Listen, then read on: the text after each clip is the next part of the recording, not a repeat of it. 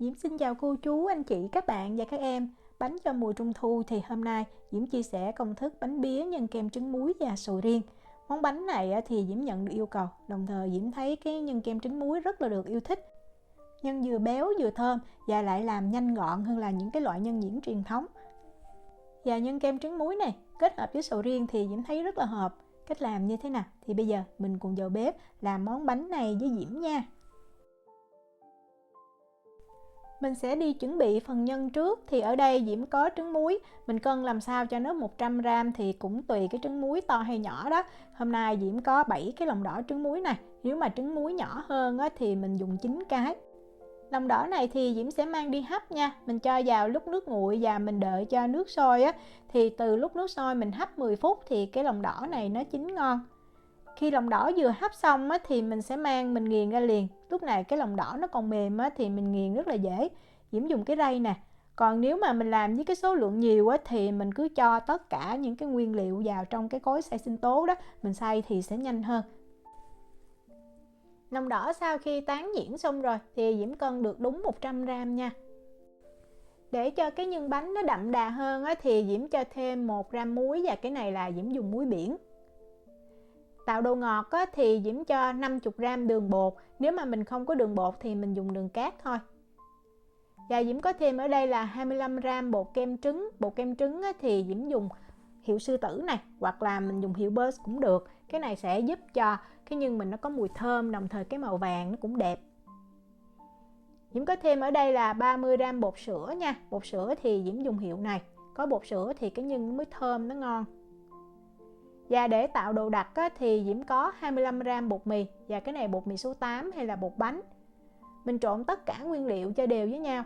Cái công thức này thì Diễm đã có chia sẻ trước đây rồi, rất là kỹ. Nếu mà mình muốn xem kỹ hơn, giải thích kỹ hơn thì mình có thể xem lại cái video bánh dẻo nhân kem trứng muối nha. Rồi mình cho thêm vào đây 150g kem tươi hoặc là whipping cream. Thêm nữa là 50g sữa đặc có đường.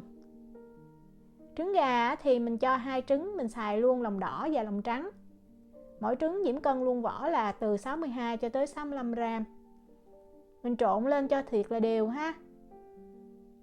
Sau khi trộn đều xong rồi thì mình nên rây lại, tại vì lúc mình trộn có thể bột mì nó bị vón cục lại đó. Thì mình sẽ rây lại như vậy, và bột nó còn động lại thì mình cứ tán nhuyễn ra hết rồi mình cho lại vào trong cái hỗn hợp nhân này. Sau đó mình sẽ cho thêm vào 30g bơ và mình bắt lên bếp, mình khuấy cho cái hỗn hợp này nó sệt lại. Diễm có thử dùng cái nồi chống dính và cái nồi thường thì Diễm thấy mình nên dùng nồi thường nha. Dùng nồi chống dính Diễm thấy nó dễ bị tách bơ hơn.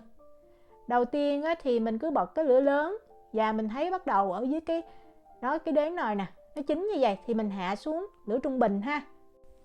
Làm cái nhân kem trứng muối này rất là nhanh, nhưng mà Diễm thấy cái lỗi thường gặp nhất đó là mình bị tách bơ. Vì vậy mình lưu ý kỹ cái chỗ là mình khuấy cho vừa sệt lại thôi, mình không có khuấy cho nó tạo thành khói ở trên bếp nha. Vừa sệt lại như vậy. Đặt hơn tí xíu là mình nhắc khỏi bếp liền. Diễm có thử chỉ cần mình đặt hơi cứng chút là mình nhắc khỏi bếp là bắt đầu bơ nó tách ra. Nó khó, nhưng mà nếu mà mình lưu ý tí xíu thì rất là dễ. Đó, như vậy là nhắc khỏi bếp liền nè. Nó chưa có đặt đâu. Và nhắc khỏi bếp mình cũng khuấy liên tục luôn, cho tới khi mà nó tróc khỏi cái nồi và nó tạo thành khói thì mình mới ngưng. Như vậy thì nó mới không bị tách bơ. Tại vì nếu mà mình không khuấy như vậy ở dưới cái đáy nồi nó nóng đó, thì cái phần nhân ở dưới cái đáy nồi nó sẽ bị tách bơ ra. Mình dùng màng bọc thực phẩm mình đậy sát lên trên mặt nhân như vậy. Và mình cất vào trong ngăn mát tủ lạnh nha. Ít nhất là 4 tiếng, ngon nhất là qua đêm. Vì vậy cái nhân này tiện cái là mình có thể làm trước, làm từ ngày trước rồi hôm sau mình làm bánh. Sang ngày hôm sau thì Diễm đi làm cái nhân sầu riêng. Sầu riêng bên Diễm thì dễ nhất là mua cái loại đông đá và nó để trong hộp như vậy. Công thức hôm nay thì mình cần 250g. Nếu mà mình muốn làm sầu riêng nhiều hơn nữa thì mình cứ làm thêm, nhưng mà nếu mà sầu riêng nhiều quá thì cái nhân nó nhiều quá, khó gói hơn. Và tùy cái độ ngọt của sầu riêng đó, Diễm cho thêm 50g đường hoặc là giảm lại nếu mà sầu riêng ngọt hơn. Mình bắt lên bếp và mình để cái lửa lớn, mình khuấy cho đường nó tan. Khi mà mình thấy cái nhân bắt đầu nó sôi lên như vậy thì mình hạ xuống lửa trung bình. Và mình cứ đảo theo một chiều như vậy cho tới khi mình thấy cái sầu riêng nó trong là được. Thời gian thì khoảng từ 3 cho tới 4 phút Và sau khi khuấy xong rồi, nhắc khỏi bếp Diễm cân lại được là 270g nha. Mình để ở đây cho sầu riêng nguội. Đây là nhân kem trứng muối mà Diễm đã để qua đêm trong ngăn mát tủ lạnh rồi nè. Lúc mà mình vừa múc ra thì mình thấy nó hơi chắc, nhưng mà thực ra nó dẻo nha, chứ nó không có bị cứng. Nếu mà mình làm bị cứng thì mình đã làm sai rồi. Và lượng nhân này thì Diễm sẽ chia làm 8 phần bằng nhau. Thì mỗi cái viên nhân nó khoảng 60g. Mình vo tròn lại hết luôn như vậy.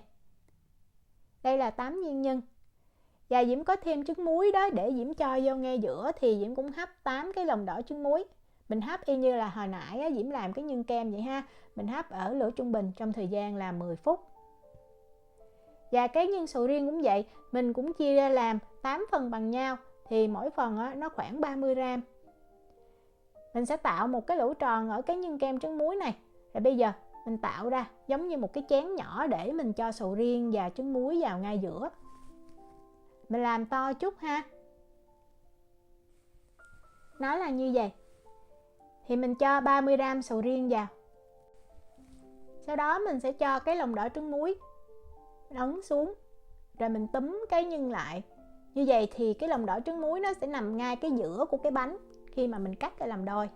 Vậy là xong. Sau khi tạo hình xong thì mình cất vào trong ngăn mát tủ lạnh nha, cho cái nhân nó cứng lại. Trong thời gian này thì mình đi làm cái bột. Đầu tiên thì Diễm có 100g bột bánh hay là bột mì số 8. Bột mì số 8 hay bột bánh thì Diễm dùng hiệu của Thái Lan. Tiếp theo thì Diễm có 100g bột mì số 13 hay là bột bánh mì. Diễm thử pha hai loại bột này với nhau thì cái bánh mình làm xong mình thấy sẽ bóng mướt hơn, đồng thời nó cũng mềm hơn chút. Diễm có thêm ở đây là 2g bột nổi. Mình có thể bỏ qua nha, nhưng mà Diễm thấy bột nổi sẽ giúp cho những cái lớp bánh nó tách ra dễ dàng hơn khi mà mình nướng. Mình trộn cho 3 cái bột này nó đều với nhau, tại công thức bột này mình không cần phải nhồi nhiều đó. Nếu mà mình không có bột bánh hay là bột mì số 13 thì mình cứ dùng hoàn toàn bột mì đa dụng thôi. Lấy cái thao to chút nè, Diễm cho vào đây 35g đường cát hoặc là mình dùng đường bột cũng được. Muối thì mình cho 2g. Nước nhiệt độ phòng nha, 100g hay là 100ml. Rồi mình khuấy cho đường tan. Khi đường tan rồi thì mình sẽ cho dầu ăn. Lượng dầu là 60g. Mình có thể dùng 30g mỡ nước và 30g dầu ăn cũng được luôn. Rồi mình cho bột mình đã trộn đều vào. Mình dùng cây quết bột đó, mình khuấy theo một chiều để cho bột khô nó hút hết chất lỏng. Cái này thì mình chỉ khuấy cho bột nó hút hết chất lỏng là được, mình không có cần nhồi nha. Tại vì mình nhồi liền ngay bây giờ cái bột nó dễ tách dầu lắm. Đó, sau khi mà mình thấy bột nó đã hút hết chất lỏng như vậy thì mình sẽ đậy bột kín lại và mình để cho bột nghỉ 15 phút. Bột nghỉ như vậy để cái protein gluten của bột nó hút ẩm được tốt hơn.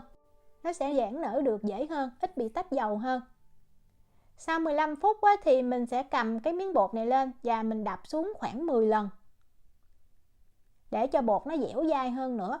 Nếu mà mình làm bằng bột mì đa dụng thì sau khi mà đập 10 lần này thì mình ủ 1 tiếng là mình có thể đi làm bánh được. Nhưng mà mình pha bột bánh vì vậy Diễm thấy bây giờ mình tiếp tục mình để cho bột nghỉ thêm 15 phút nữa. Như vậy thì bột nó sẽ mịn, nó dai hơn.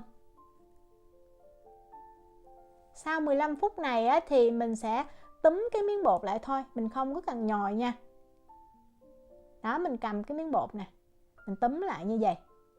Sau đó mình lật ngược cái miếng bột xuống. Rồi mình tém lại cho miếng bột nó tạo thành cái hình tròn là được. Đừng có làm lâu quá ha, làm càng lâu thì cái bột nó lại càng khó mịn hơn. Đó, như vậy nè. Và mình đậy bột lại ha, mình để bột nghỉ 60 phút. Hoặc là mình cũng có thể để nghỉ qua đêm, nhưng mà qua đêm thì mình cất vào trong ngăn mát tủ lạnh. Bột sau khi để nghỉ được 60 phút rồi thì bây giờ Diễm chia làm 8 phần bằng nhau. Thì mỗi cái miếng bột là 50g. Mình có thể chia bằng mắt thường ha, nhưng mà Diễm thấy mình nên cân đi cho cái bánh nó đều, nó chính xác, nó đẹp hơn. Đó, mình chia miếng bột làm đôi, xong mình sẽ tiếp tục chia phần làm đôi để làm 4 phần bằng nhau. Và 50g bột này mình sẽ túm lại, mình tạo thành cái hình tròn. Sau đó mình xe trên cái mặt phẳng tí xíu. Mình dỡ lên, mình thấy ở dưới cái mí nó chưa dính thì mình díp lại chút nha. Sau khi chia hết 8 cái viên bột á, thì mình sẽ lấy màng bọc thực phẩm mình đậy kín lại như vậy, tránh cho bột bị khô. Mình để ở đây. Bây giờ mình đi pha cái bột dầu. Bột dầu á, thì mình cần 40g bột mì. Mình có thể dùng bột mì số 8 hay là bột mì đa dụng đều được. Và mình có thêm 40g bột năng. Dầu ăn á, thì Diễm cho 30g, hoặc là mình có thể xài 15g mỡ nước và 15g dầu ăn cũng được luôn. Rồi mình trộn cho đều nha. Đầu tiên á, thì mình sẽ thấy có thể cái bột nó hơi bị khô, nó bở ra.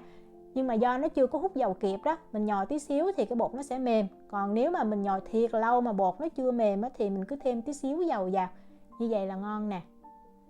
Rồi mình cũng chia cái bột dầu này ra làm 8 phần bằng nhau, thì mỗi cái viên bột á, nó khoảng 13g. Mình chia hết luôn nha. Sau khi chia bột dầu xong á, thì mình sẽ mang mình đi bọc. Cầm cái miếng bột nước lên nè, mình ấn cho nó dẹp nha. Sau đó mình sẽ cho cái viên bột dầu vào ngay giữa. Rồi mình túm lại thôi. Lúc mà mình túm này thì có thể nó hơi khó dính, nhưng mà không có sao hết. Quan trọng là mình cứ díp cái mí lại. Và mình để cái mí bánh nằm ở bên dưới. Mình sẽ bọc hết 8 viên bột dầu. Và cái viên bột nào bọc đầu tiên thì mình sẽ lấy ra mình cán đầu tiên. Mình dỡ cái mí lên. Nếu mà mình thấy hở thì mình sẽ díp lại như vậy. Rồi mình để cái mí nằm ở bên dưới. Mình dùng cây cán bột đó, mình cán cho cái miếng bột nó dài ra. Cái chiều dài Diễm thấy tối đa là 18cm thôi nha. Nếu mà mình cán dài quá thì cái bột nó bị mỏng, lúc mình cán nó dễ bị rách. Cái này thì Diễm chia sẻ rất là nhiều lần rồi, vì vậy Diễm không có nhắc lại ha, mình chỉ cần coi Diễm cán là được. Cách cán này rất là đơn giản mà ra cái bánh cũng nhiều lớp lắm. Sau khi cán xong hết rồi thì bây giờ mình bọc kín lại và mình để bột nghỉ 15 phút nha. Để bột nó không có co giãn thì mình bọc nhân nó mới dễ. Cái miếng bột nào cán đầu tiên thì mình sẽ lấy ra, mình bọc nhân đầu tiên. Dùng tay mình ấn nhẹ xuống. Sau đó mình sẽ dùng cây cán bột đó, mình cán cho cái miếng bột nó mỏng. Mình cán làm sao cho cái miếng bột nó to. Cái đường kính tại vì nó không có tròn được, nhưng mà Diễm cũng đo thử này nó hơi vuông, thì nó khoảng 16-17cm là mình bọc cái nhân này vừa đẹp luôn.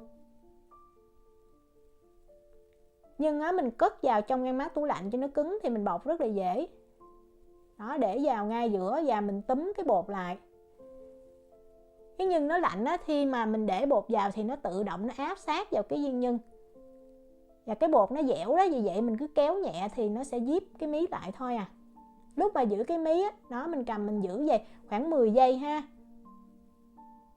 cho bột nó dính lại.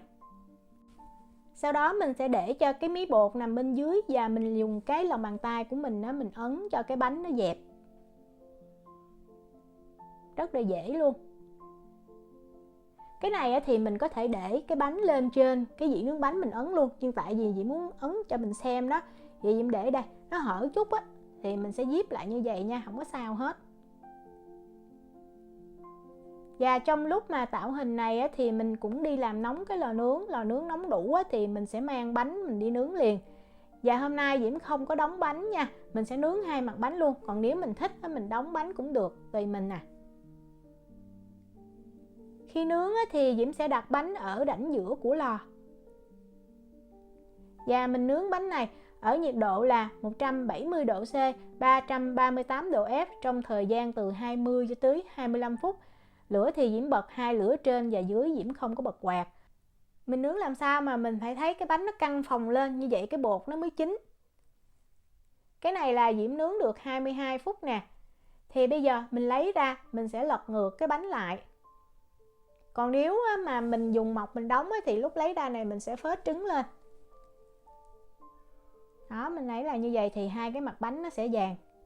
Sau khi lật ngược xong thì mình tiếp tục mình cho bánh vào rãnh giữa của lò và mình nướng ở nhiệt độ là 170 độ C, 338 độ F, thêm thời gian là từ 5 cho tới 7 phút nữa. Và như Diễm nói hồi nãy đó, nếu mà mình không có nướng cho cái bánh nó phồng lên thì cái bột nó chưa có chín kỹ đó, lúc mà mình ăn cái bột nó không có được mềm, đồng thời những cái lớp bánh nó tách ra cũng không có đẹp. Lấy bánh ra khỏi lò thì mình lật ngược trở lại ha, cho cái phần đế bánh nó se, nó khít lại, nó không có bị hở. Và mình để bánh nguội khoảng 1 tiếng là mình ăn được, nhưng mà ăn liền thì cái vỏ bánh nó sẽ hơi giòn. Đây là bánh mà Diễm đã để được 24 tiếng và mình thấy cái bánh này thì Diễm không có nướng phồng lên hết để cho mình xem. Lúc mà mình ăn mình thấy cái vỏ bánh nó cứng hơn, đồng thời những cái lớp bánh nó cũng không có tách ra đẹp. Mình cắt ra mình sẽ thấy. Mình nhìn những cái lớp bánh này nha. Còn đây là bánh mà Diễm nướng cho nó phồng hoàn toàn thì có thể nó hơi bị bể cái lớp trên, bánh lột da mà. Nhưng mà những cái lớp bánh nó tách ra rất là đẹp và khi mình ăn mình thấy nó mềm, nó thơm, nó ngon hơn rất là nhiều. Diễm chúc cô chú, anh chị, các bạn và các em thành công với lại món bánh này. Nếu mà có thắc mắc gì thì cứ để lại lời nhắn hoặc là gửi tin nhắn cho Diễm. Diễm cảm ơn sự quan tâm theo dõi video rất là nhiều. Hẹn gặp lại trong những video tiếp theo. Chào tạm biệt.